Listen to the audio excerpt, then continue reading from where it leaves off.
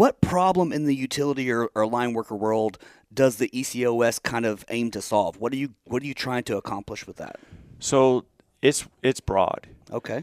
Because if you think about you as an individual, we all have shortcomings. We all do. No one here is perfect at all. So take the fact that you are not perfect off the table and just embrace it. And that's where we're at. So no organization, no contractor, no municipality, no electric cooperative, investor-owned utility, no one has a perfect organization.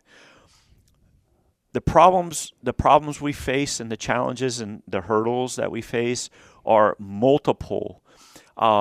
So what electric culture of safety, what we're doing is we're bringing in the technical skills, the training, the hard skills, but also we're focusing on the communication, the leadership skills, the soft skills, which really are missing in our industry a lot.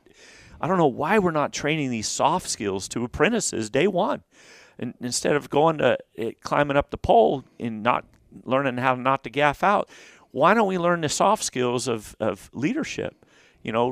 Have your apprentices do the job brief from time to time. Bring in third parties. We have so many issues coming along that we have to face. But here's the deal. We can't face them as individuals. That's what has been going on. Yep. Thomas, we've been facing this and try to do this without one another. And that's where electric culture of safety, the motto that was given to me was, together we are changing our electric culture of safety. And that's the motto. And that's what we're doing. We're bringing our grassroots line team. We're creating and fostering a grassroots line team so that we're together. And what's amazing is that when we're together, what happens is safety is not a target. It's not a target at all.